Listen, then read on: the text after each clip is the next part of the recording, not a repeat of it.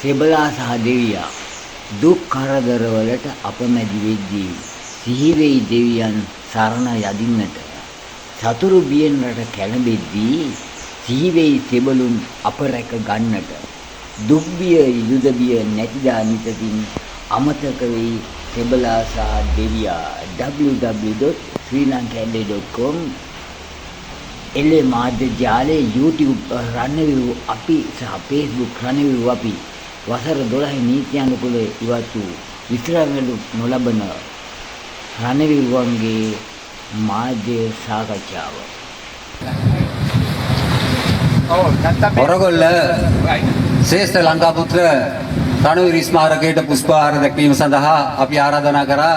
මෙම රණවිරු ස්මාරකයේ නිර්මාණය කිරීමට හේතු සාධක වූ අද වෙනුවෙන් රටදෑ වෙනුවෙන් දීපුදු ඒ අපේ වීරෝදාර රණවිරුවන්ගේ පවුල්වල සමාජිකයින්ට ප්‍රථමයෙන්ම පවුල්වල සමාජිකයින් කීප දෙනෙක් පැමිණ සිටිනවා. මම ගෞරවයෙන් යුතුව ඉල්ලා සිටිනවා ඔබ සැම අර වෙලමැද තියෙන පොඩි වෙළඳසැල ආසල ඉඳලා පිළිවෙලට හෝලිමේ ඇවිල්ලා අපි ඇවිල්ලා ඉන්න මේ ත්‍රිවිධ හමුදා යුද ගුවන් නාවික ත්‍රිවිධ හමුදා රණවිරු ඇවිල්ලා මේ තියෙන ප්‍රමාණයෙන් රණවිරු ස්මාරකයට ප්‍රථමයෙන්ම පුෂ්පහාර දක්වන ලෙස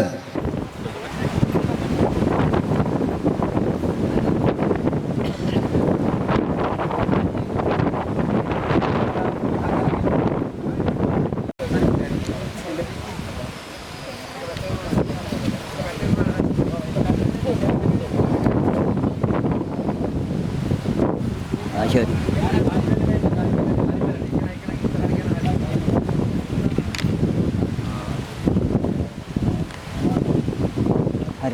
ඒ අපි වෙනුවෙන් මියගිය රණවිරුවන් කරලා තියෙන යුතුයකම් මොනවද කියන එක ඉදිරි අනාගතයට පෙන්වන්න ඕන වෙලා අපි තීරණය කළා රණවිරු ස්මාරකයක් හදන්න. ඉතින් අපි කීප තැනක බැලුවා හදන්න අපිට ඉඩ ගන්න කිසිම දෙයක් හම්බුනේ නැහැ.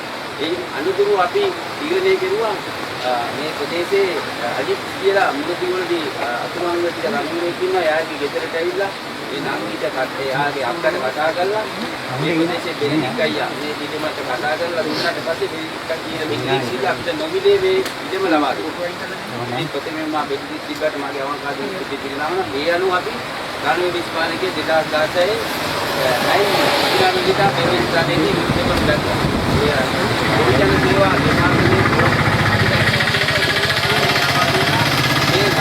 අනුවට ඉවර කිසිම ප්‍රයෝජන දෙයක් නැති දෙයක් මේක තමයි අපි තව කතා කියවන්නේ නැහැ කිසිම ප්‍රයෝජන දෙයක් ගන්න අනුවට ඉඳලා අපි ඊට පස්සේ මේක ගොවිජන සේවා අංගය අරගෙන මේක අපි හදුවා. හදුවට පස්සේ අවුරුදු 2ක් 3ක් යනකොට ඇත්තටම මෙතන එනවා රණවිරුවන්ගේ අම්මලා මියගිය රණවිරුවන්ගේ ඥාතීන් වයෝවෘද්ධ දෙමාපියන් සහෝදරේ ඥාතීන් කොට දිනුත් මෙතෙන් දෙනවා වැඳුම් පිදුම් කරා. එතකොට දැන් ආවට පස්සේ මේගොල්ලෝ මේ එක ඉන්න තැනක් නැහැ. ඒක නඩත්තු සහ මේකේ නඩත්තු සහ පහසුකම් ඒ අයට පහසුකම් සැලසීම නිසා නඩත්තු කරන්න ඉඩකඩක් නැහැ මෙතන. දැන් ඔයාලට අද උනත් පේනවා ඇති ඔයාලට කිසිම කෙනෙකුට නැතිව තමන්ගේ ශාරීරික අවශ්‍යතාවය පිළිගන්න ස්ථානයක් නැහැ මෙතන. ඉතින් අපි ඒක දෙන්නේ දැන් අවුරුදු 3කට විතර ඉස්සර. තේරිලා අපි මේ ගොවිජන සේවා දෙපාර්තමේන්තුවට ගලහිටියාවේ ගිහින් ඒ කාර්යභාර නිලධාරීතුමා හම්බුනාම එතුමා කිව්වා මෙහෙම මේකට ඇප්ලිකේෂන් එකක් දෙන්න පුළුවන්. නමුත් ඒක දෙන්න කොමසාරිස්තුමාගේ අනුමැතිය ලබා ගන්න ඕනේ කියලා. ගොවිජන කොමසාරිස් ජෙනරල්තුමා.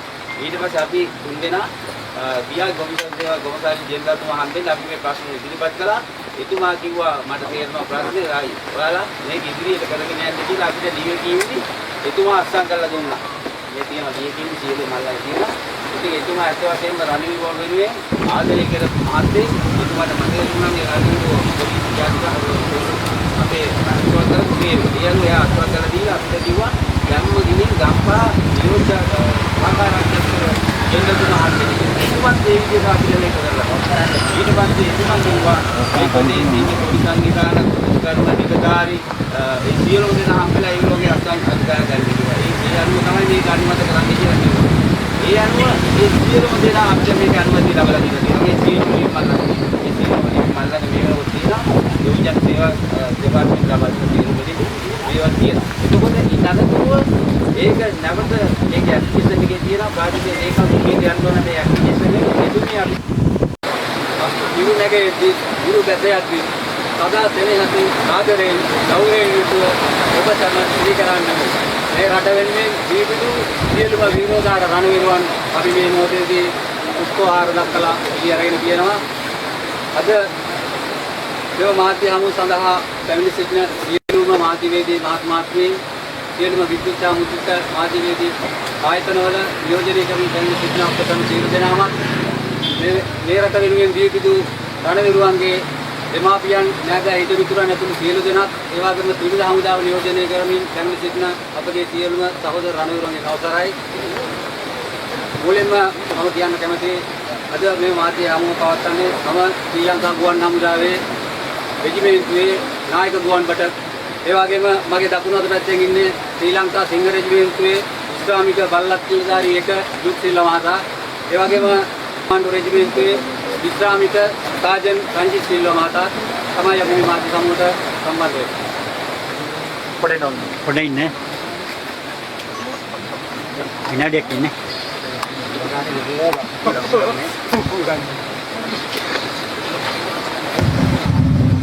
රණවිරු අපි කවුද 2008-12 වෙනි දින අප ගම්පහ තරුණ බෞද්ධ සමිති ශාලාවේ 107 දෙනෙකුගේ පොඩ යුද ගුවන් නාවික විවිධ හමුදා සේවයේ යෙදුණු ගිවිසගත් සේවා කාලයේ අවුරුදු 12ක් හා ඊට වැඩි සේවා කාලයක් සපිරු විශ්‍රාම වැටුප් අහිමි රණවිරුවන් 105 දෙනෙකුගේ මූලිකත්වයෙන් තමයි සාමකාමී එක්සත් රණවිරු කියලා සංගමයක් අපි බිහි කරන්නේ.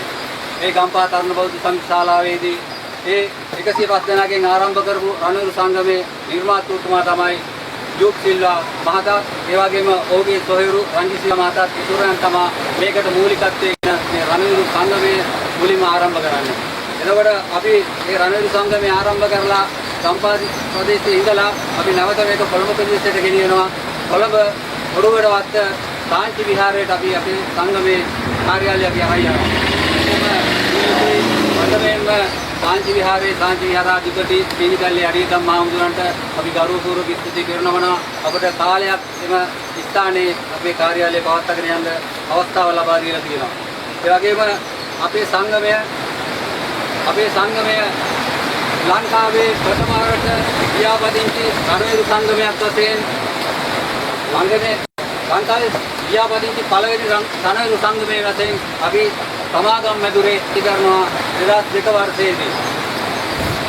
2002 වර්ෂයේදී අපි මේ සංගමේ ලියාපදිංචි උත් වෙනවා විශේෂ බලය පැවතිච්ච සංඛ්‍යාවක් වශයෙන් අපි බලය නීත්‍යානුකූල බලයක් අත් වෙනවා මේ රණවිරු සංගමයට.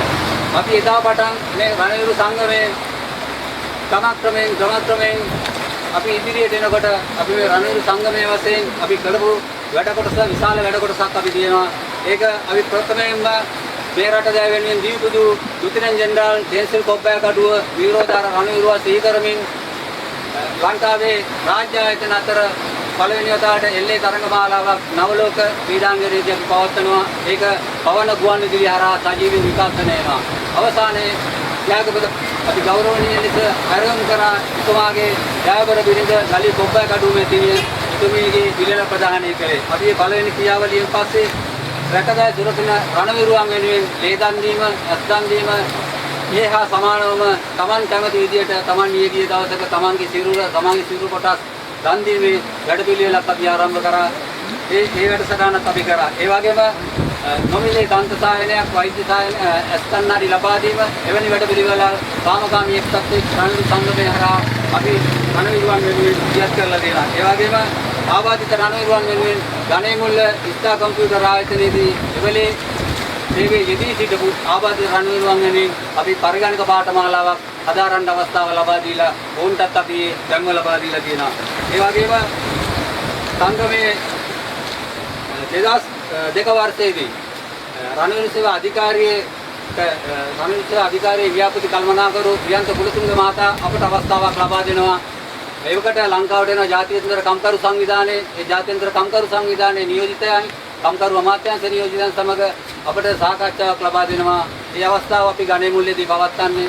එතෙන්දී ජාත්‍යන්තර කම්කරු සංවිධානයෙන් අපි අහනවා ඔයාලට මොකක්ද තියෙන ගැටලුව කියලා. එතකොට අපි ඒ වෙනකොට සමාජගත වෙලා ඒ තිබ්බ සමාජ වස්තුතාවකට මේ වසර 12න් ආපු රණවිරුවන්ට මේ රටේ ජීවත් වීමේ අපහසුතාවයක් තිබ්බා. රැකී ආරක්ෂා ලබා ගැනීමට නොහැකි තත්ත්වයක් තිබ්බා.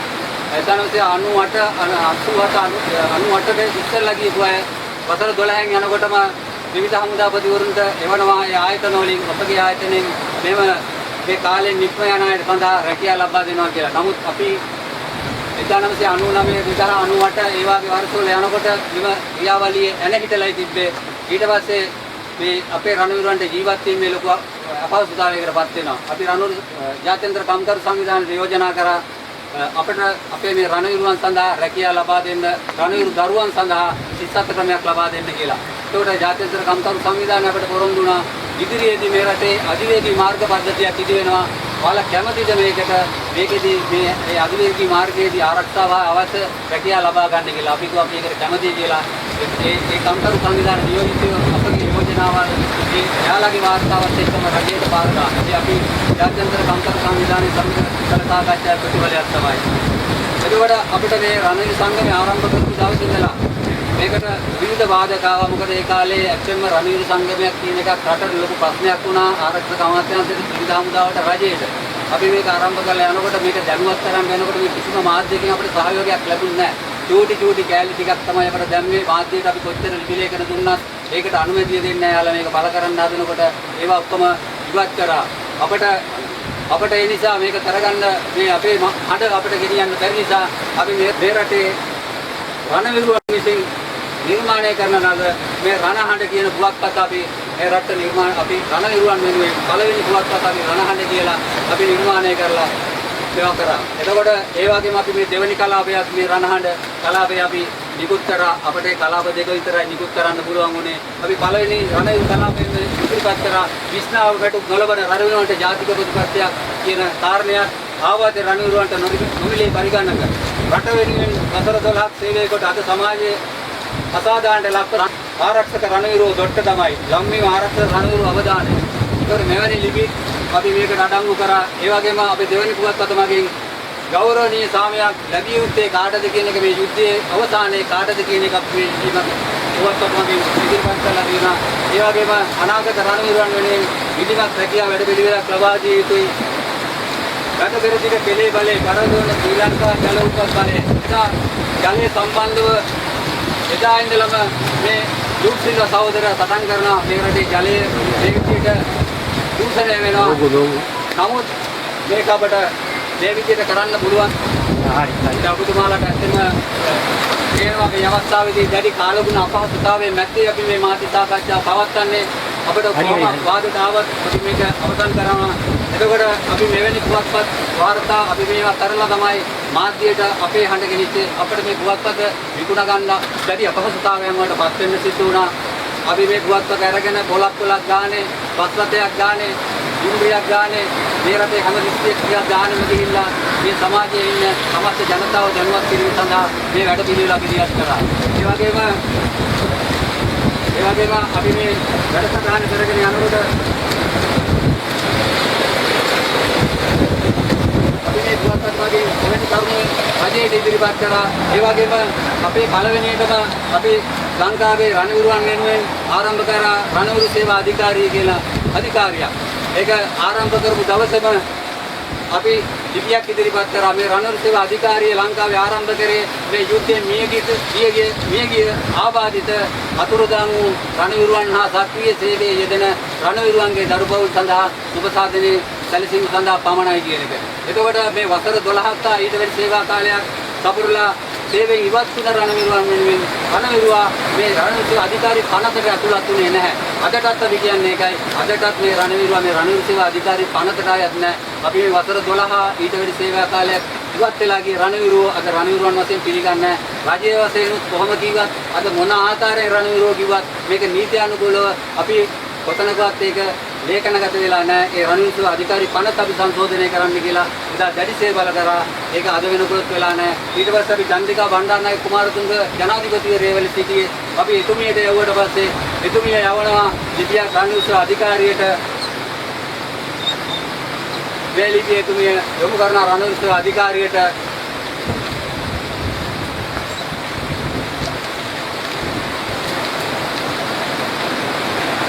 උතුරු නැගෙනහිර ක්‍රියාන්විත රාජකාරීන් වල රාජකාරී ඉටු කර යම් හේතුන්ම තාරක සමුදායෙන් නීති අනුකූලව ක්‍රියාවෙන් ඉස්තර රැකියාව ලබා ගැනීම සඳහා කියලා. ඒතර එතුමිය කියනවා මෙම යෝජනා පිළිබඳ අදාළ බලධාරීන් සමග සාකච්ඡා කර වැඩපිළිවෙල දියත් කිරීමට රණවිස්ස අධිකාරී සභාපතිට උපදෙස් දෙමි කියලා. රණවිස්ස අධිකාරී සභාපතිතුමා අපට කියනවා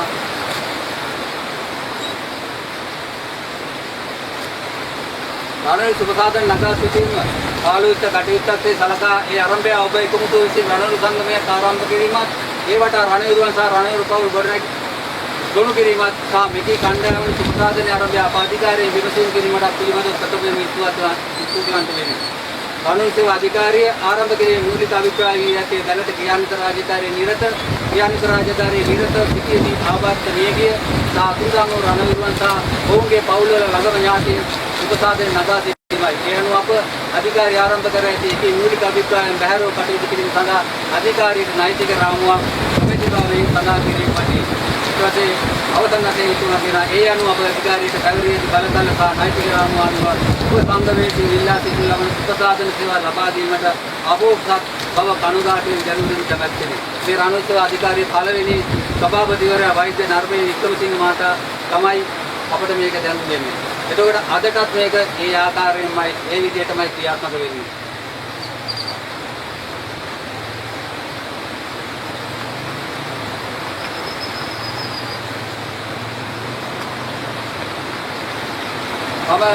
මේ අවස්ථාවේදී අපි මේ දැඩි අපහසුතා මැද්දේ මෙම මාධ්‍ය සාකච්ඡා පවත්වන මේ ගණේමුල්ල හොරගොල්ල ගාමේ ඉදිකර ශ්‍රේෂ්ඨ ලංකාපුත්‍ර රණවිල් ස්මාරකයේ ආරම්භය හා එහි වර්තමානයේ ඒට අදාළව අද ඇත්තේ තත්ත්වය පිළිබඳව මාධ්‍යයට අදහස පැවැදීම සඳහා මේ අවස්ථාව මම යොමු කරනවා අපේ රංජිත් සිල්වා සහෝදරයාට.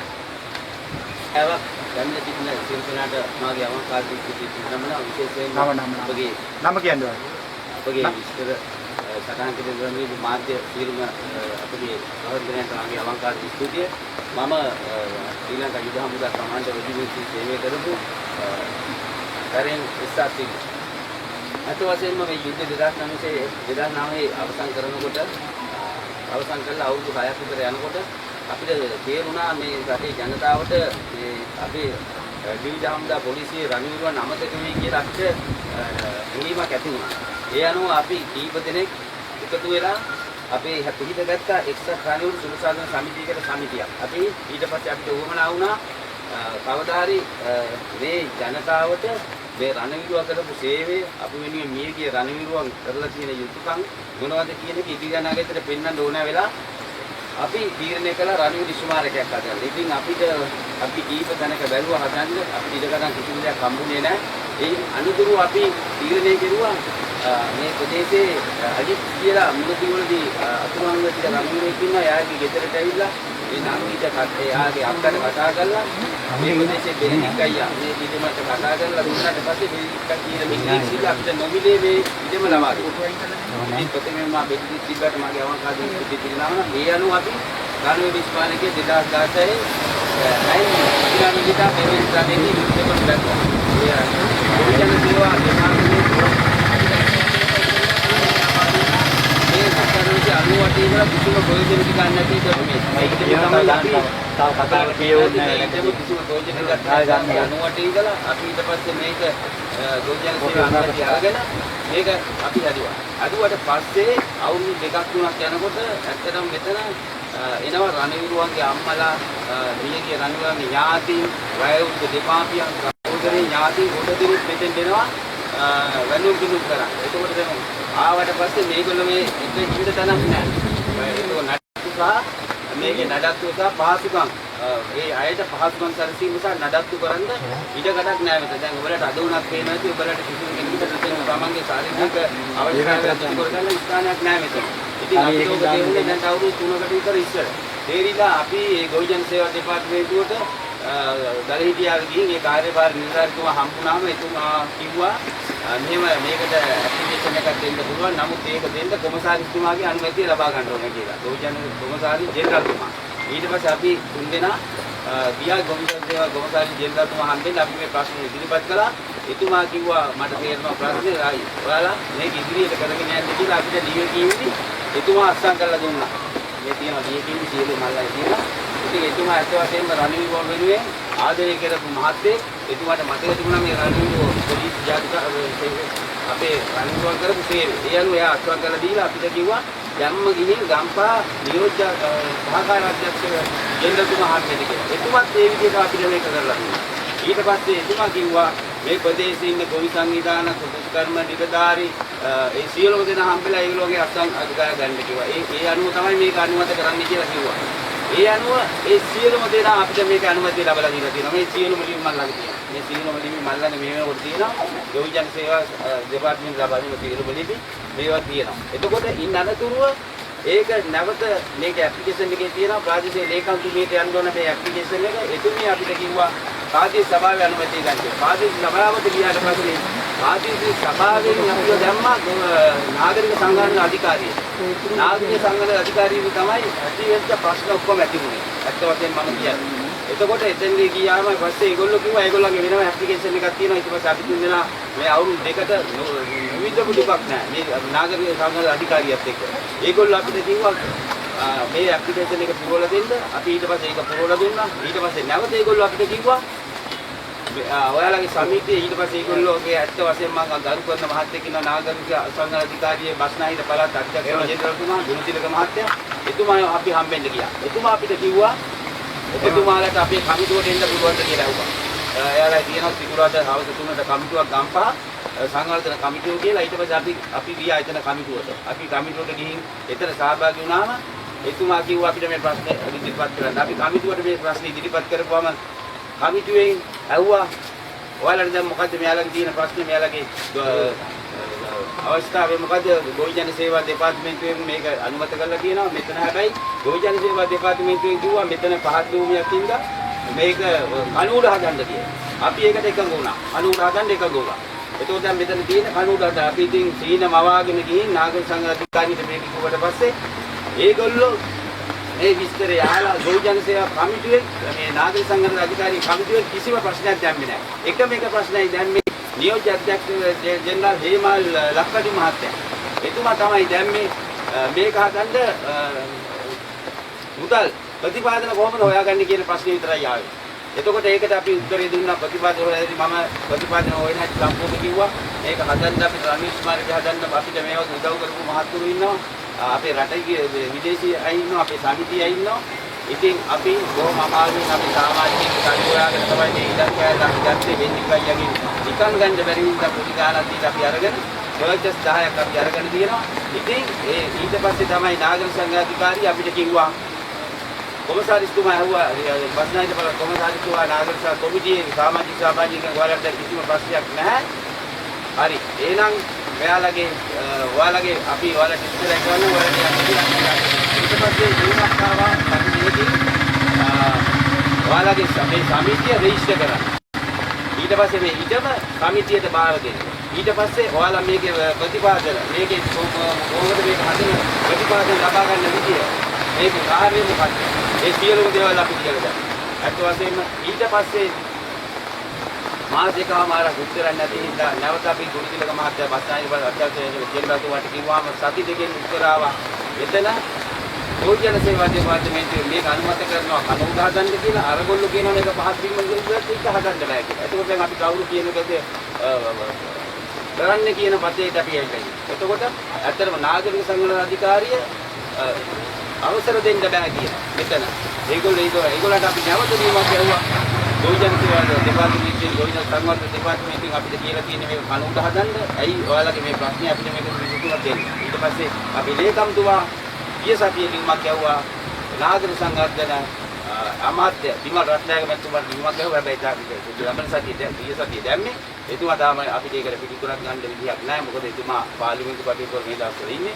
අපි එතුමා හම්බ වෙලා මේකේ ඇත්ත වශයෙන්ම මේ රණවිරුවන්ගේ මේ දේශයේ ඇත්තටම අපිට මෙහෙම ඉඳහමින් මේ රණවිරුව නිසා. රණවිරුව නැත්නම් ඇත්තටම මේ රට ඇත්තටම ඊශ්‍රායල් ගාස තීරය වගේ වෙන එක වෙනවමයි. ඒක මේ අපේ සිංහල මිනිස්සුන්ට තේරුවක් නැහැ.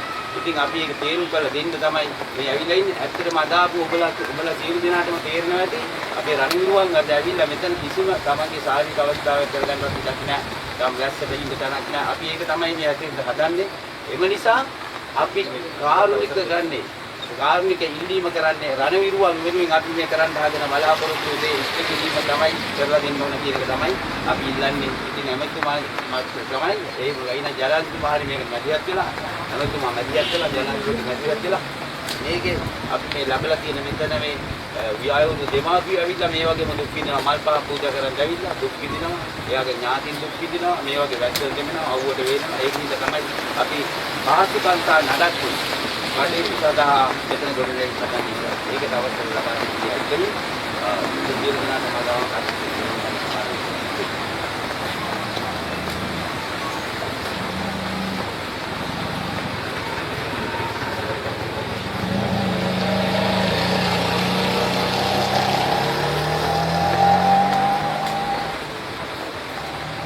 අපි 2000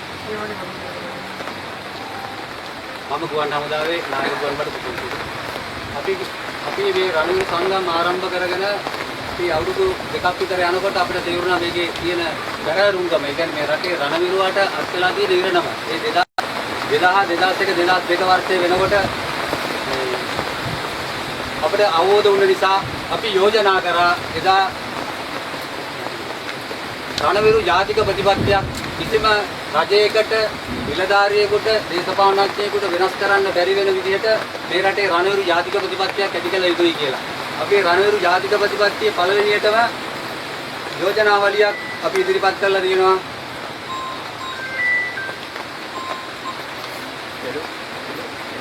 රණවිරු ජාතික ප්‍රතිපත්තිය අපි ඉදිරිපත් කරා. ඒ රණවිරු ජාතික ප්‍රතිපත්තියේ අපි කරුණු මුලින්ම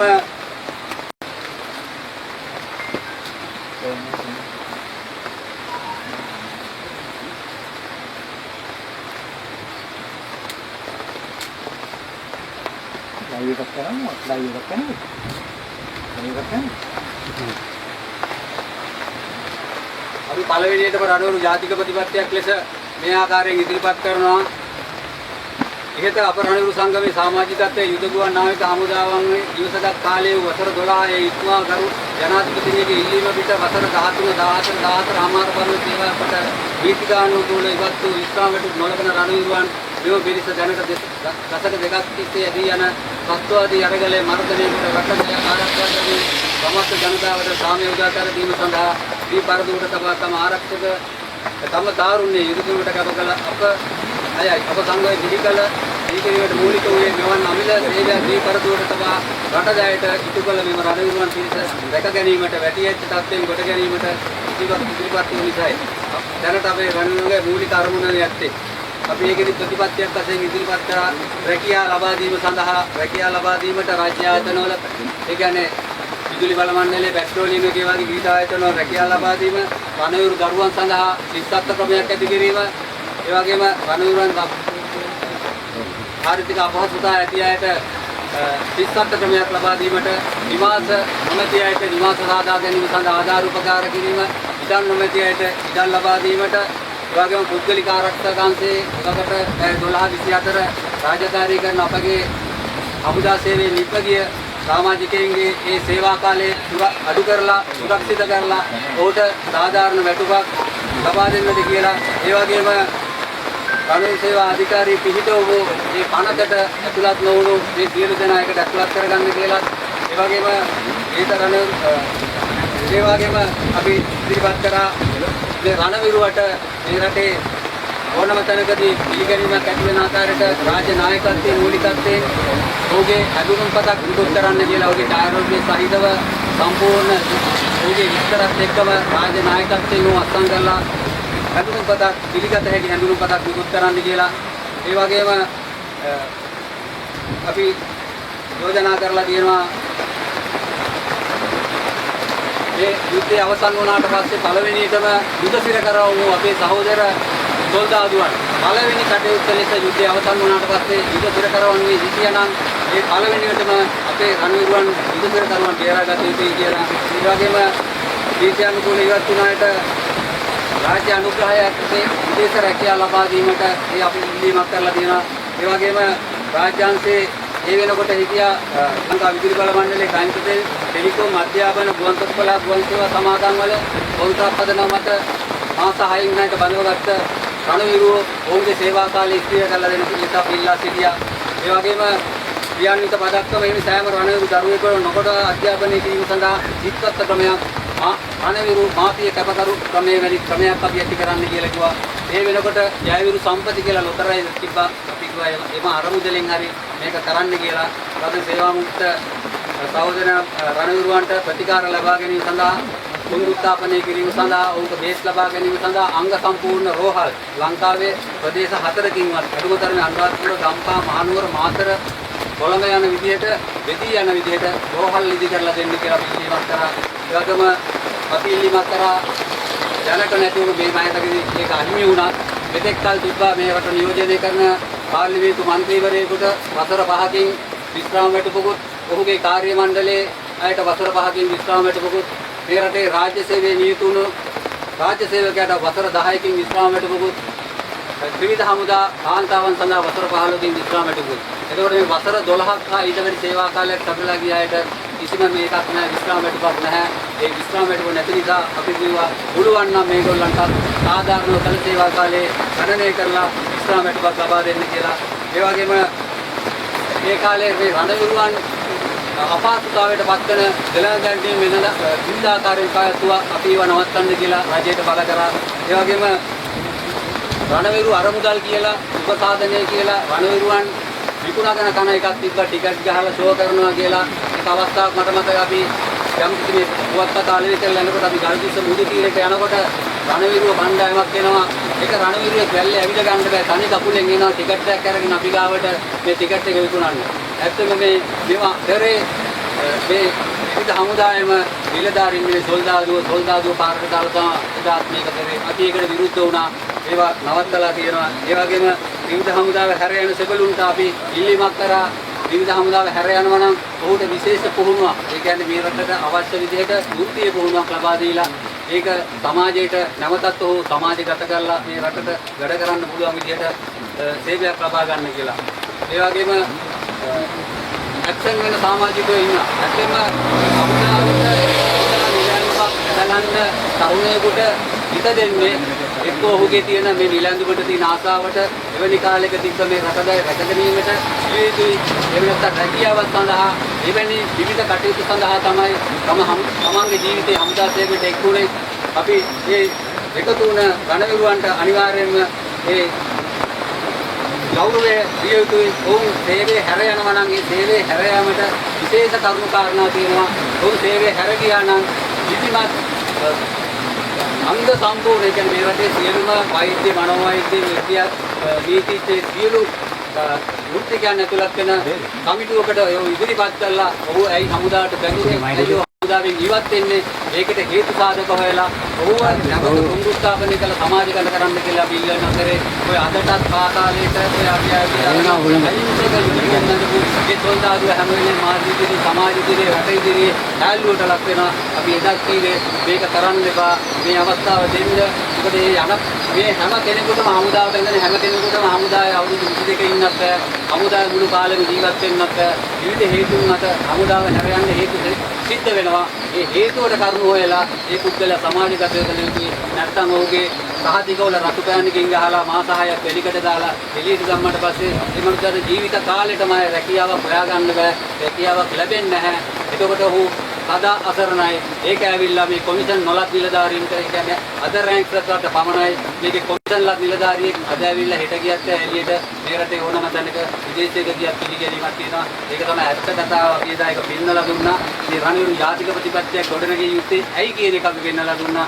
අපි මේ කරුණ කාරණා මේවා කරනකොට මේ ලියුම අපි එදා රණවිරු ජාතික ප්‍රතිපත්තිය 2002 11/15 වෙනි දින එවකට ජනාධිපති චන්ද්‍රිකා බණ්ඩාරනායක කුමාරතුංග මැතිණිය ඇතුළුව 117 දෙනෙකුට අපි මේ ලියවිල්ල යවලා තියෙනවා. රනිල් වික්‍රමසිංහ මහතා එතකොට අගමැති මහින්ද රාජපක්ෂ මහතා විපක්ෂ නායක. එතකොට මෙවැනි අපි මේ පක්ෂ විපක්ෂ සේරම മന്ത്രിවරුන්ට, මැතිවරණවරුන්ට, දේශපාලන පක්ෂ නායකයින්ට, රාජ්‍ය නෝන් සංවිධාන වලට, ගායනිකායක මහානායක හිමිවරුන්ට අපි මේ ලියවිල්ල යවුවා. 117කට යවුවට පස්සේ අපිට පිළිතුරු වෙන 15 කෙනෙක් විතර මේක ලැබුණා කියලා එක ලිපියක් විතරක් එනවා අපට ආපහු රිටර්න් වෙලා. 117 දෙනාටම අපි මේක දා දැනුම් දීලා තියෙනවා. එතකොට අපි එදත් කියන්නේ අදත් කියන්නේ පුදුනා කියන්නේ නැත්නම් මේ කාලගුණ තත්ත්වයේ මත අපිට මේ මාධ්‍ය සාකච්ඡාව මෙතන අසුරවා ගැනීමට දැඩි අපහසුතාවයක් තියෙනවා. මේ ඔයගොල්ලන්ට හැමදෙනාටම පේනවා ඇති අපිට මේ විපිලේකන සියල්ල පිළිගත් කරලා වෙන්නන්නයි කිව්වේ. ඇත්ත මේක අපහසුයි. අපි මේ රණවිරුවන් ඇත්තම 98 99 2002 වගේ වෙනකොට එළියට ආපු රණවිරුවන් රාජ්‍ය ආයතන සඳහා බලව ගත්තා. එතකොට මේ බලව ගත්තේ ඒ අවස්ථාවේදී ශබ්දවාදී ප්‍රශ්න ඉක්ම වෙලා තියෙන නිසා ඒ ආයතන රැක ගන්නට අවශ්‍ය පසුබිම මොකක්ද කියන එකට ඒවකට ආරක්ෂක කවුන්සිලෙන් ඉල්ලීමක් කරාට පස්සේ යෝජනා කරා මෙහෙම කට්ටියක් ඉන්නවා සමාජගත වෙලා මේගොල්ලෝ අඩුපඩියට ගන්න පුළුවන් කියලා අපේ ඉහළ නිලධාරීන් යෝජනා කරා. මම විදුලි බල මණ්ඩලයේ නියෝජනය කරමින් රැකියාව කරා. එතකොට ජෙනරල් හපු ආරච්චි කිව්වා මෙහෙම ගන්න පුළුවන් කියලා. මාස 6කට කොන්ත්‍රාත් පදනමට 4500 පඩියකට අපි බදව ගත්තා. අපි 165 දෙනෙක් එදා විදුලි බල මණ්ඩලයේ රැකියාවට ගියා. කොන්ත්‍රාත් පදනම මත ඉන්නකොට මේ රැකියාව ඉදිරියට කරන්න කියනකොට මේ රැකියාව ඉදිරියට කරන්න විදුලි බල මණ්ඩලයේ තිබ්බ විදුලි සංගමයේ හැර අනිත් සියලුම සංගම් අපිට විරුද්ධ වුණා. අටපාස් අය මේ ආයතනේ ඉදිරියට කරන්න එපයි කියලා. එතකොට අපිට කර ගියා ගන්න දෙයක් නැති වුණා. මාස 6 මේ රාජකාරියේ අවුරුදු 4ක් විතර යනකොට 4මාරක් විතර යනකොට ඒවකට විදුලි බල ඇමතිගේ කරුජාසූරි මහත්තයා කාලේ මේක පුද්ගලීකරණය කරන්න යනවා කියනකොට අපේ රැකියාව අනිවෙන්න ආවා. අපේ රැකියාව අනිවෙන්න යනකොට මොකද්ද කරන්න කියලා අපිට කර ගියා ගන්න දෙයක් නැති වුණා. මාත් එක්කම වැඩ කරපු සහෝදරයෙක් හිටියා පෙරායිය කියලා. පෙරායිය කියන්නේ එස්.ටී. පෙරා වාදුවේ එයාක මල්ලියකට කරන්න ඕනේ වෙන්ඩර්ස් මේකක් දාන්න. ඒ කියන්නේ ඇපිල් කෝට් එකේ නඩුවක් දාන්න කියලා අපි ඇත්ත මේක දැනගෙන හිටියෙත් නෑ. මම උපදෙස් පිට මේක කතා කරලා අපි සමාජික 165ටම කතා කරලා අපි මේක කරමුයි කියලා අපි නීතිඥයෝ හෙව්වා මේකට කවුද කියලා. ඇත්තම මේ අවස්ථාව වෙනකොටත් මේ පරිච්ඡේද නීතිගත සංස්ථාවේ ප්‍රශ්නයක් කළා. ඒ ප්‍රශ්නේ වෙනුවෙන් අධිකරණයට ගිහිල්ලා ඔවුන් යම් ස්ථානයක් ලබා ගත්තා. අපි තෝරාගත්තා. මොකදදී අපිට හිතපු ඉන්ද්‍රයි කියන විදිහට සංවිධානය මහතා නීතිඥතුමා දැකීම මම අදත් කරු කරනවා. එතුමා මේ නඩුව අපි කියලා කතා කරාට පස්සේ ඉතින් මුතුන්තරේ මට මේක මාස 6යි. හැබැයි අපි ඉන්න පිටිස ආවම එතුමා යම් සිංහලක් කිව්වා. ඉතල කියන්න එතුමාට ඒක සාධාරණයි. ලක්ෂ 10ක් අවශ්‍යයි කිව්වා. මම ඇවිල්ලා අපි සමාජිකින්ද කියලා එතුමාලා අපි සාංශ විහාරයට ගෙන්නලා මේක සම්පූර්ණම සාකච්ඡා කරලා අපි සමාජිකින් කිව්වා මෙන්න මේක ක්‍රියාත්මක වෙන්නේ ප්‍රශ්න අහන්න පාදවාගේවත් මාර්ගිකව කරලා 165 දෙනෙක් කියන්නේ කනගාටුයි. අපි මේ සිංහදාමද රණවිරුව ගැන අපි කතා කරද්දී 73 දෙනෙක් ආව අනිත් කට්ටිය ඔක්කොම මේකෙන් පලා ගියා. අපි 73 එකතු වෙලා නඩුවා මාස 6යි නඩු ඉස්තිර කරලා දුන්නා. අපි නඩුව දින්නා. ඒවකට හිටපු 165 දෙනා ලංකා විදුලි බල මණ්ඩලයේ හිටපු කොන්තා කණියා මාදේ කියන සියලු දෙනා ඒ වෙනකොට රාජ්‍ය ආයතන තුල ඒ ආදර්ශයේ පූර්වාදර්ශයක් වශයෙන්ගෙන සියලු සේවකයෝ ඉස්තිර වුණා. ඇත්තම අපිට සතුටක් තියෙන අපි ඒ කරපු සටන සම්බන්ධව ඒ වගේම පෙට්‍රෝලියම් එකෙත් ඒ වගේ සටනක් කරා. ඒ කට්ටිය දිනුවා මේ සියලු දෙනාට ඒක ලැබුණා. දැන් මේ වෙනකොට අහනවා අපි මේවා කරනකොට ඔයාලා මොනවද කරේ කවුද කරේ ඔයාලා දැනුනේ කවද්ද ඇයි කියේ මේක උත්තර දෙන්න පුළුවන් ඇයි කියේ කියන එක අහුවොත් මට ඇත්තටම කියන්න තියෙන්නේ කැඩුරක් කොටයක් අරගෙන එන්න. මොකද ඒ කියනකොට නිදිමත හැදෙනවා විලා ගන්න. අපිට කියන්න කාරණා තියෙනවා. අපි අවස්ථාවක් මෙතනදී මේ මාධ්‍යයේදී කියන්නේ අපේ ඇයි කියලා අහනකට කියන්න තියෙන්නේ. ඒකයි මේ අද වෙනකොට අපි 50 60 70 80 දශකයේ ඉපදුන අය තමයි මේ 30 අවුරුදු යුද්ධයට දායක වුණේ. මේ 30 අවුරුදු යුද්ධයක් ඇති වෙන්න බේරටේ මම අහනවා කවුද මේ යුද්ධය ඇති කරේ? අපිද? නෑ. මේ අහිංසක පුරවැසියද? නෑ.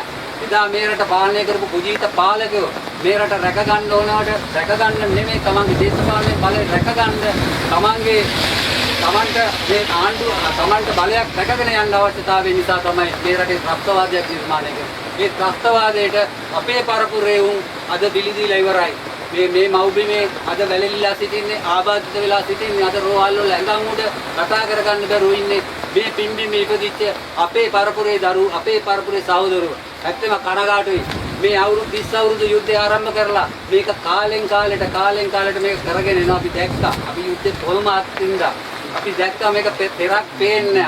අපි දැක්කා මේක මොහොතින් මොහොත මේක අවසන් කරන්න තියෙන හැම මොහොතකදීම පාවා දෙනවා. මේක මේ විදිහට එනකොට තමයි අපි මේක දැකලා තමයි අපිට පෙරක් නොපෙනෙන යුද්ධයකට අපිට දායක වෙන්න බෑ. අපි කිවිසගත්ත කාලේ තිබ්බා වසර 12 එතෙන්දී අපි තීරණය කරා වසර 12න් පස්සේ අපි නැවත ඉන්නවද නැද්ද කියන එක මම ගුවන් හමුදාවේ වසර 12න් ආවා. ඒ වගේම යුද හමුදාවේ වසර 12න් එන්න දුන්නේ ඒ කාලේදී. මොකද යුද්ධෙට කට්ටියමදී කියලා චන්ද්‍රිකා බණ්ඩාරනායක කුමාරතුංග ජනාධිපතිවරිය කාලේ දික් කරා මාස 6කට කියලා ෆයිල් එකකට ලියුමක් යවනවා. ඉන්නේ උතුර යුදෙමේ මොකක්ද දන්නේ ඉල්ලලා තියනවා යන්න දෙන්නේ නැහැ. මාස 12මාරයි 13යි 13මාරයි 14යි 14යි මාස 9ක් විතර වෙනකොට කොහේ හිටියත් ලියුම ගහලා ගෙදර ඇව්වා. මොකද අවුරුදු 15ක් හිටියොත් විශ්‍රාම වැටුපත් දෙන්න වෙයි කියලා. ඇත්තෙන්ම කනගාටුයි මට කියන්න සිද්ධ වෙනවා මේවා. එහෙම කරේ ඒකයි. එතකොට නාවික හමුදාවෙත් ඒ වගේ ප්‍රශ්නයක් වෙලා ඒක නීතිමය පැත්තට ගිහිල්ලා වුණා. ගුවන් හමුදාවේ වසර 12න්ම යන්න දුන්නා. එතකොට අපි වසර 12න් අපි තීරණය කරේ ඒකයි. දැන් අද සමහර විට අපිත් එක්කම එකට කියලා දුන් යන්න එකට වම දකුණ තියපු කල්දේරම් බත ගාපු අපේ සහෝදරවරු අහනවා උඹලා ගියේ උඹලා දාලා ගියේ උඹලා පිඟම් පොළවේ ගහලා ගියේ උඹලා යුද්ධයට බය ගියේ කියලා. අපි යුද්ධයට බය ගියේ මිනිස්සු නෙවෙයි. යුද්ධයට බය නම් අපි වසර 12ක් වෙනකන් ජීවත් වෙන්නේ. අපි හමුදා සේවයේ යෙදෙන්නේ නැහැ. අපි අදටත් අපේ මුළු සිරුරු දන් දීපු මිනිස්සු අපි මේකේ බැරෙන්න බය මිනිස්සු නෙවෙයි. අපි ජීවිතේ ඕන වෙලාවක රට වෙනුවෙන් පූජා කරන්න මිනිස්සු. නමුත් පෙරක් නොපෙනෙන අරමුණක් නැති යුද්ධයක් අපි එදා දැක්කා. ඒ නිසායි අපි මම සමුගත්තේ හැමෝටම යම්කිසි අපි ඇහුවොත් 10 දෙනෙක් අතෝ 10 දෙනාට හේතු සාධක තියෙනවා. ඒ දවස්වල මතක ඇති අපිට මේ වගේ මේ දැන් තියෙන දුරකථන පහසුකම් තිබ්බේ නැහැ. ගෙදරට කතා කරන්න ක්‍රමයක් නැහැ.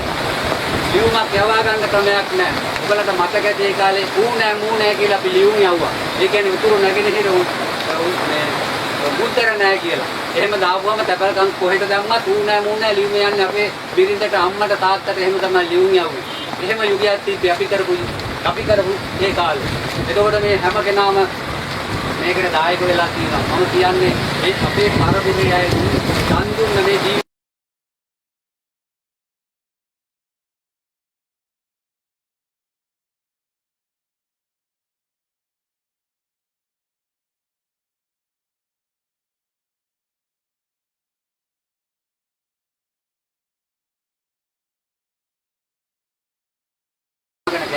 හැම රජයක්ම බලයට එන්න මේ රණවිරුවා තමයි ඉස්සරහට දාගත්තේ. මේ පිටු හැම රජයක්ම මේ රණවිරුවව මාකට් කරා. මොකද මේ රණවිරුවා කියන්නේ මේ රටේ විශාල බලයක්. මේ රණවිරුවා වටා පෞල් සංස්ථාවක් ගත්තොත් එම ලක්ෂ ගාණක් මේ රණවිරුවාට ඉන්න. මේ රණවිරුවා කියන තැනට මේ ආණ්ඩුවක් ඇත්තම රණවිරුවාට බයයි. මේ හැම කෙනෙක්ම මෙහෙම ගෙනල්ලා අවසන් වශයෙන් අපි හිතුවා මේ රටේ රණවිරුවෙක් කියලා ගෝඨාභය රාජපක්ෂ මහතා අපි ජනාධිපති කරා. මොකද රණවිරුවෙක් වශයෙන් අපිට මේක සලකයි කියලා එතුමා සැලකුවෙත් නැහැ. මෛත්‍රීපාල සිරිසේන මහත්තයා ජනාධිපති වුණා. එතුමාගේ තාත්තා සේවමුක්ත බටේ මම එතුමාට ලිව්වා ඔබතුමා ඒ කාලේ මෙහෙමයි. එහෙමනම් ඔබතුමා මේක සැලකිය යුතුයි කියලා අපි ප්‍රශ්න විසඳන්න කියලා මේ සියලුම චන්ද්‍රිකා බණ්ඩාරනායක කුමාරතුංග ජනාධිපතිවරයෙකුගේ සිට අද අපගේ ජනාධිපති තනතුරේ හොබවන අනුර කුමාර දිසානායක සහෝදරයා දක්වා මේ ගැටලුව අපි විදෙන් විදේ හැම මොහොතකම අපි ඉදිරිපත් කළා තියෙනවා. අනුර කුමාර දිසානායක සහෝදරයා ජනාධිපතිවරණයට ඉදිරිපත් වීමට ප්‍රථම අපි මේ විවිධ සංවිධාන හැදුවා. මේ ජාතික ජනබලවේගයේ රජයත් අධිකරණ කියන හමුදා සාමූහිකය ගොඩනගුවා. ඒ ගොඩනගලා කාලයක් යනකොට මමත් ඒකට සම්බන්ධ වෙනවා. මම එතෙන්දී කියනවා මේ අධිකරණ ඉස්ලාමික සාමූහිකය කියන එකේදී මම අපේ අයට කතා කරනකොට කියනවා අනේ මචං ඕක වැඩක් නෑ ඔක විශ්‍රාමිකයන් කියලා. මම පැහැදිලිව කිව්වා මේක විශ්‍රාමිකයන් එකක් නෙමෙයි. මේ විදිහට මේ සියලු දෙනා ඉන්නවා කියලා. ඒකට ඒ අදහස අපි දීලා මේ ජාතික ජනබලවේගයේ රජයේ බලයට ගේන්න අධිකරණ හරහා අපිට කරන්න පුළුවන්. අපි මේ රණවිරු අපි කියන YouTube නාලිකාවක් හදමු. මොකද මේ රණවිරු සංගම් බිහි වෙනවා අතු පිපෙනවා වගේ. ඒ බිහි වෙන හැම සංගමයක්ම විලිබා ගන්නවා. මොනවා හෝ සංවිධානයක් විසින් දේශපාලකයෙක් විසින් එහෙම පිළිබාගෙන ඇත්ත වශයෙන්ම අතරන භාවයට පත් කරනවා. මට දැන් කතා කරනවා විදේශවල ඉඳලා මචං මම මෙහෙම අපි සල්ලිව ෆෝන් එකක් දුන්න අහවලා මේ සංගමේකෝ මේ සංගමේකෝ කියලා. ඇත්තටම අපි මේ අවුරුදු 25කට ඉස්සෙල්ලා ආරම්භ කරපු සංගමයකට එවැනිම අභාග්‍ය සම්පන්න කාලයක් උදා වුණ අවුරුදු 20ක් විතර එනකොට මේක රැකගෙන ආවා. එන්න බෑ.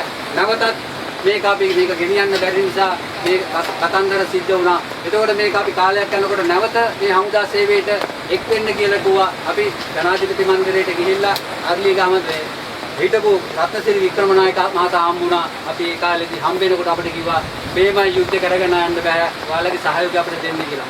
අපි කොන්දේසි ඉදිරිපත් කරලා මට දැන් මේ කොන්දේසි කියන්න බෑ හැමතැන මේ ලිපි ලියවනවා තියෙනවා.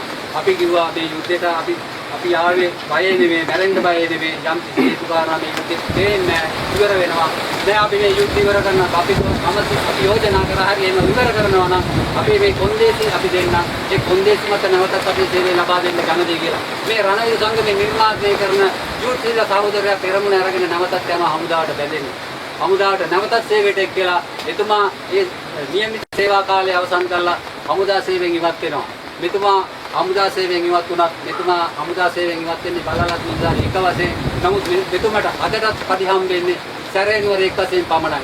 මේ පට්ට අසාධාරණයක් වෙලා තියෙනවා. එතකොට අපි කියන්නේ අධිතනහරහත් අපි මේ ආණ්ඩුව බලයට ගේන්න මේ මැතිවරණ 4 වෙනුවෙන්ම මම දැඩිසේ කැප වෙලා තියෙනවා. මාව පැහැදිලිවම ආරක්ෂක ලේකම්තුමා දාන්නවා, ආරක්ෂක නියෝජ්‍යමිතුමා දාන්නවා. අද මේ වෙනකොට අපි ගම්පහ දිස්ත්‍රික්කයෙන් පාර්ලිමේන්තුවට යවුව ප්‍රගීත් මතුරංග සහෝදර මන්ත්‍රීතුමා අපිව දාන්නවා. අපි මේ කාටවත් මේ ආණ්ඩුවක් වටන්න ආණ්ඩුව අපහසුතාවයට පත් කරන්න නෙවෙයි කියන්නේ. අපි ඔබතුමන්ලට මේ කරුණු අඬගාලා කියලා දෙනවා. ඉපිලේඛන වලින් ඉදිරිපත් කරලා දෙනවා. මේ වෙනකොට අපිට ලැබෙමින් පවතින අපිට ලියුමක් ලැබිලා තියෙනවා. ආරක්ෂක අමාත්‍යාංශයේ මේ වසර 12 ඊටවැනි කාලයක් ඉක්ම ගිය රණවිරුවන් වෙනුවෙන් යම් කිසි වැඩපිළිවෙලක් ඉදිරිපත් කිරීමට සාකච්ඡාවට බඳුන් වෙමින් පවතිනවා කියලා කරුණු 28කින් යුතු කැබිනට් පේපර් එකක් සූදානම්මින් පවතිනවා කියනවා. නමුත් අපි දන්නේ නැහැ ඒක මේ කියන කරුණු කාරණා කියනවාද නැද්ද කියන එක. අපි මේ කළ සටන් වල ප්‍රතිඵලයක් වශයෙන් අදට මේ රටේ සියලුම මියගිය ආබාධිත අතුරුදන් ඒ පවුල් වලටත් ඉස්ලාමික රණවිරුවන්ට අපි මේ කළ සටන් වල ප්‍රතිඵල ලැබිලා තියෙනවා. මේ වසර 12න් නැවත සේවයට එක්වෙච්ච අය අපි ඇත්තට මේ දවස්වල ඒක එක්වෙන්න කොහොමද කියලා කතා කරනකොට අපි මානෙල් මල් ව්‍යාපාරය එක්ක ගිහිල්ලා සාකච්ඡා කරා. ඔබතුමාලාට මතක ඇති දැන් මේ මාධ්‍යා දකින්න ඉන්නවා නම් අපි මානෙල් මල් ව්‍යාපාරයට ගිහිල්ලා කතා කරපුවා. මානෙල් මල් ව්‍යාපාරයෙන් කියනවා මානෙල් මල් ව්‍යාපාරයෙන් උතු රණවීර දිව්‍ය යෝජනාවලිය කියලා එකක් හදනවා මේ රට ඉදිරිපත් කරන්න. ඒක මහින්ද රාජපක්ෂ මහත්මයාට ඉදිරිපත් කරන රණවීර දිව්‍ය යෝජනාවලිය. අයියා අපිට කියන්නකෝ දැන් ඕගොල්ලන්ගේ ප්‍රධාන තාම අපිට මේ ප්‍රධාන ගැටලුව හරියට කියුන්නේ නැහැ. දැන් ඕවා කිව්වා දැන් ඒකත් අපි ඉදිරිපත් කරලා තියෙනවා. අපි ඇත්ත වශයෙන්ම මේ සියලු කරුණු කාරණා කියන්නේ අපි එදා අපි මානෙල් මල් ව්‍යාපාරය හරහා ලියුම්කාරකින් ඔයාලට එවනවා. ඒකේ සීල් එක ගහලා තිබ්බේ විමාලි විරවංශ මහතාගේ පාර්ලිමේන්තු මන්ත්‍රී සීල් එක අපිට මුද්‍රණ නැති නිසා. නමුත් ගොඩක් අය හිතනවා මේක එදා මේ හිටපු කවුරු හමුදා නායකයෙක් කරේ මෙහෙමයි කියලා. එහෙම නෙමෙයි. අපි තමයි ඒකට මැදිහත් වෙලා නැවත මේ සේවයට බැඳෙන්න මේ පාර කපලා දුන්නේ. එබැවින් මේ සියලු කරුණු කාරණාත් එක්ක අපි ඔක්කොටම මේ සර්ව සාධාරණ ලැබිලා තියෙනවා. මේ වසර 12න් හා 12ට වැඩි සේවා කාලයක් තිබුණු රණවිරුවන්ට මේ සමාජය තුල අද වය වෘද්ධ වෙනවා. කිසිම සහනයක් ලැබෙන්නේ නැහැ. අපි යෝජනා කරනවා රජයට යෝජනා කරනවා. පළවෙනිම කාරණේ තමයි මේ ත්‍රිවිධ හමුදා රෝහලකින් අඩුම තරමේ බේත් පෙත්තක්වත් මේ වසර 12න් නීති අනුකූල ඉවත් වෙච්ච රණවිරුවන්ට ලැබෙන්නේ නැහැ.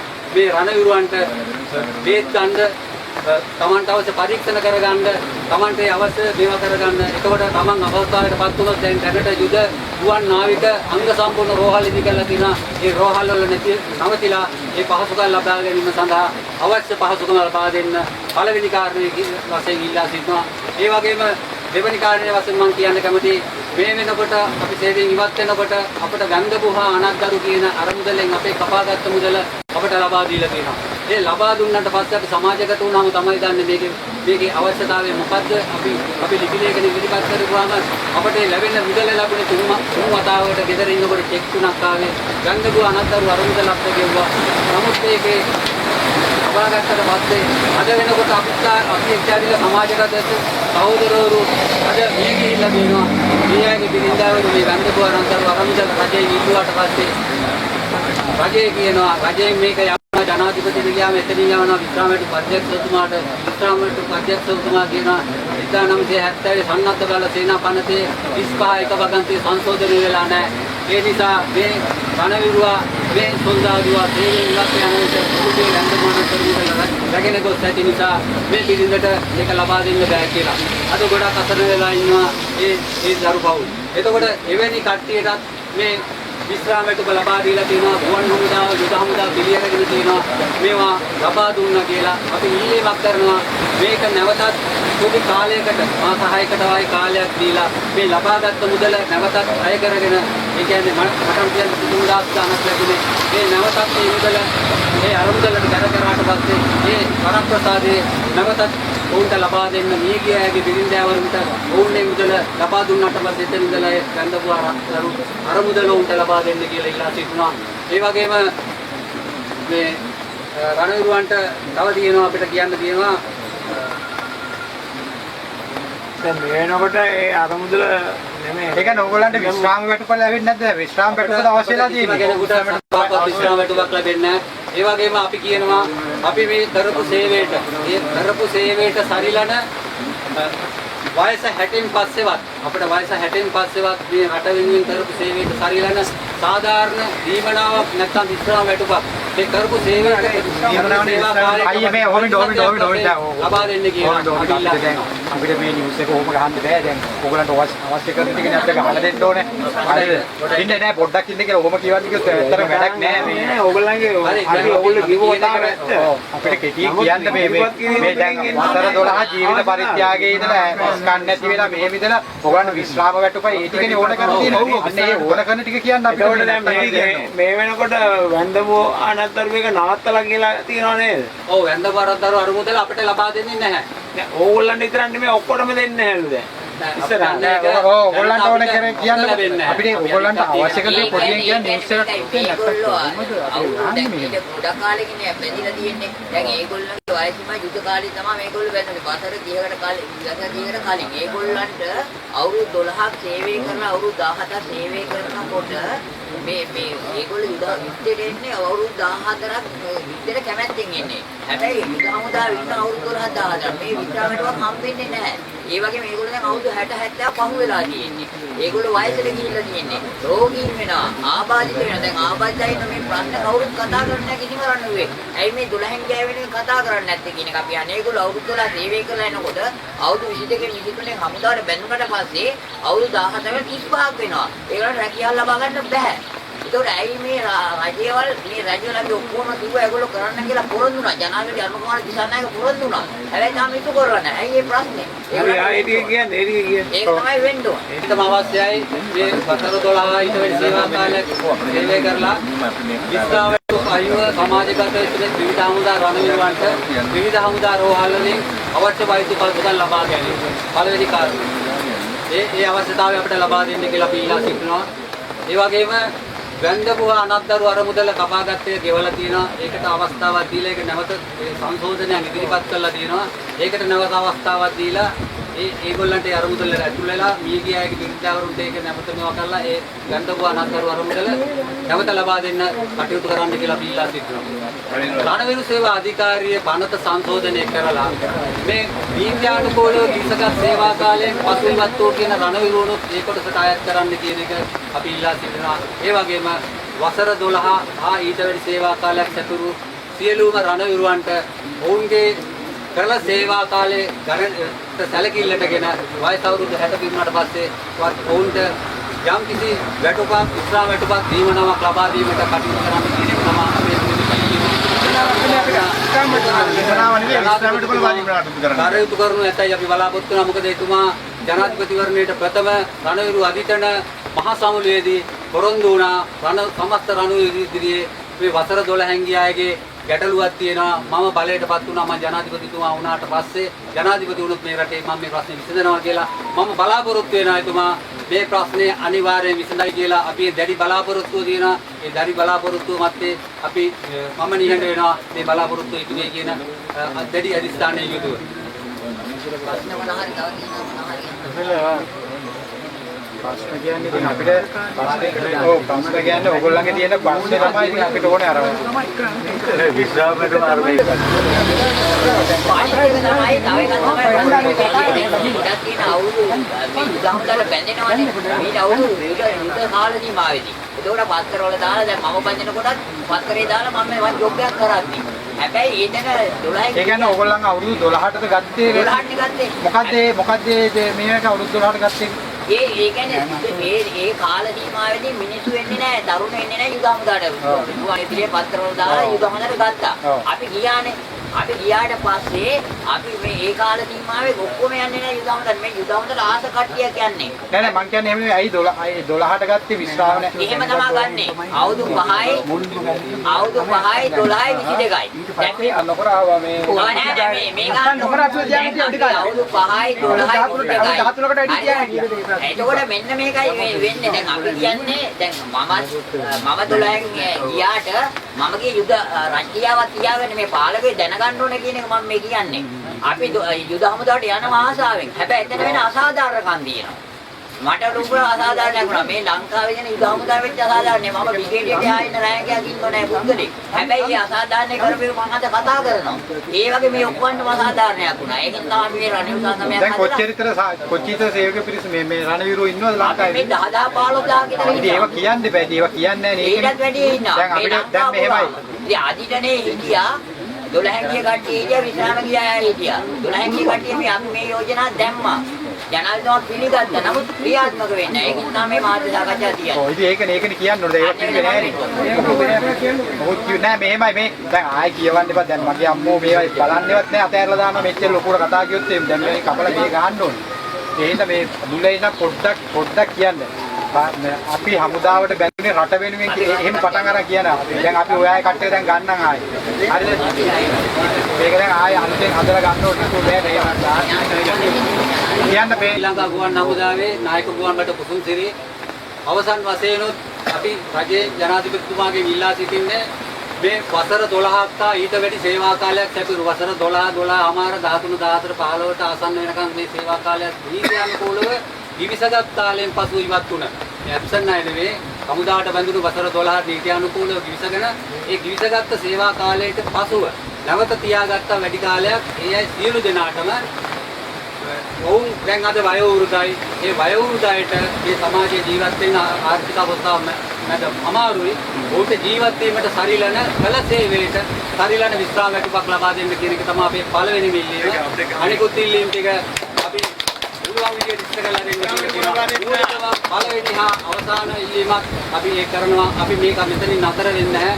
අපි මේ අරගලේ අපි අවුරුදු 25ක් තිස්සේ ආපු අරගලයක යම් සංදිස්ථානයක් මේක අපි තවදුරටත් මේක කරනවා මේ රජයේ අපි අපහසුතාවයට පත් කරන්න නෙවෙයි රජයේ වටන්න නෙවෙයි රණවිරුව වෙනුවෙන් අපි තවත් මේ ඉන්න මේ රට මේ රජයේ බලයට ගේන්න කැත වුණු රණවිරුව වෙනුවෙන් අපි කතා කරන්නේ ඒකයි අපි ගෙවින්ගෙට ගිහිල්ලා කතා කරේ ඒකයි අපට අද ගිහිල්ලා කියන්න බෑ අද මෙන්න මේ විදියයි කියලා ඒ නිසා අපි බලාපොරොත්තු වෙනවා මේ රජයේ ජනාධිපතිතුමාගෙන් මේක අනිවාර්යෙන් ඉෂ්ට කළ දෙයි කියලා ඒකට අපි බලාපොරොත්තු වෙනවා 2026 වර්ෂය තුල දින වකවානු සහිතව අපට යම් කිසි දැනුම් දීමක් ලැබෙයි මේක කියලා ඒ දැඩි බලාපොරොත්තු ඇතුව මම නිහඬ වෙනවා යුක්සිලා සහෝදරයාට මේක අවසන් කිරීම සඳහා මම අවස්ථාව ලබා දෙනවා. එදා හමුදාය බලන්න ඉඳලා ඒක මම තමයි මේ නම කියන්නේ නම එච්.ඒ. සිල්ලා මම තමයි මේ රණවිරුගේ මුලින්ම නිර්මාණය කළ ලංකාවේ පළවෙනි රණවිරු සමිතිය ලියාපදිංචි කළේ. ඒකට හේතුව තමයි මේ රටට යුද්ධයක් තිබුණ අවුරුදු 30ක. යුද්ධයක් තියෙනකොට යුද හමුදාවට බැඳෙන්න කියලා කිව්වට පස්සේ බැඳෙන්නේ දක්ෂ තරුණයෝ. ඒතකොට තරුණයෝ බැඳුනාට පස්සේ මෙන්න මේ තරුණයෝ අවුරුදු 12කට තමයි ගිවිස ගන්න. අවුරුදු 5යි අවුරුදු 12යි අවුරුදු 22යි. ඒ දරේ යන්න පුළුවන්. හැබැයි මේ තරුණයෝ ආවට පස්සේ අවුරුදු 5ක් බලන් හිටියා යුද්ධ ඉවර වෙන්නේ නැහැ. පහෙන් ගියා කට්ටිය. දැන් තව කට්ටිය හිටියා අවුරුදු 12යි. 12න් යුද්ධ ඉවර වෙන්නේ නැහැ. ගියා කට්ටිය. අනිත් කට්ටිය ඉතිරින් ගියා. හැබැයි මේ අතර තුලදී යුද්ධයෙන් යුදහමුදා යනකොට නිලධාරියෝ සෙතු නිලිය කියලා කීලා. එතන බේජය තියෙන හොඳ නිලධාරිය නම නිලධාරිය. මෙතනදී අසාධාරණකම් වුණා. සෙතුනේ ඉන්න මට ලොකු අසාධාරණයක් කළා. මගේ දින යනවා. ඒක වෙනම යනවා. එතකොට ඒ වගේ අසාධාරණ යුද්ධයට සමාන කෙනෙක් ඉඳලා බය ගියාගෙන. හැබැයි එහෙම නෙමෙයි. ජීවිතගත කාල දීමාවක් තිබුණා. එතනදී වසර 12න් යන්න පුළුවන්. එතනදී ගියා. එතකොට ඒ වගේම තව 14ක තියාගත්තා. ජනවේ චන්ද්‍රිකා කුමාරතුංග 14ක් තියාගත්තා. එතකොට ඒගොල්ලෝම යවුවා. කොහොම හරි ඊට පස්සේ විත්‍රාම වැටුණා. දැන් අවුරුදු 60ක් වෙලා තියෙනවා. ජීවත් වෙන්න ක්‍රමයක් නැහැ. ආවාදී රණවිරුවෝ ඉන්නවා. ඒ වගේම බැරි රණවිරුවෝ ඉන්නවා. මේගොල්ලන්ට ජීවත් වෙන්න. එතකොට ඒක නිසා අපිට කෝල් දෙනවා. මොකද අපි තමයි මේක ආරම්භ කළේ. හැබැයි ආරම්භ කළා අපි ගිය පාරේ අධිරෙන්නට ගිහිල්ලා මේක කියලා දැම්මා. දැම්මට ක්‍රියාත්මක වුණා. ඒකින් අපි රණවිරු අපි YouTube channel එක හරහා දැන් මේක මේ රණවිරුවන්ගේ සියලුම තොරතුරු අරගෙන අපි උදාහරිනවා. බලන අය බලාගත්ත දෙයක් මේකට පිළියමක් දෙන්න ඕන. මොකද දැන් ඉන්නේ ඒගොල්ලෝ වයර් ආබාධය ඉන්න අතපය පන්නතිය ඉන්නවා. හොස්පිටල් වල ඉන්න දරුවෝ ආබාධින කිසිම දෙයක් කරගෙන නැහැ. අවුරුදු 12ක් කියන්නේ 22කින් බැලුවාම 36යි. රැකියාව ලබා ගන්නට නැහැ. එහෙනම් රජය සලකන්න ඕන. අපි මේක ජනාධිපතිලා ඉන්න මහින්දාවේ ඔක්කොන්ට ගිහුවා. අඬු කුමාර දිසානායකටත් කිව්වා මේකට පිළියමක් ලැබෙනවා. අඬු කුමාර විශ්‍රාම බෙටු වල ලැබෙන්නේ නැහැ. නැත්නම් ඒ වගේම රෝහල් වල ඒගොල්ලන්ට ලැබෙන්නේ රෝහල් වල මේ බෙහෙත් ගන්න අඩුම ගන්න.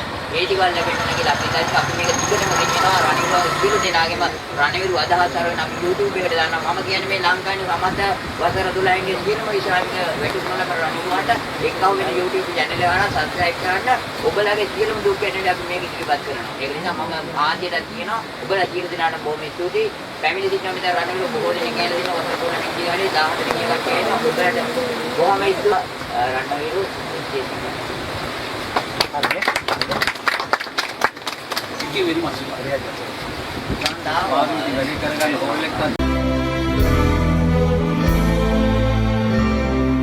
Sri Lanka Mata, Upper Sri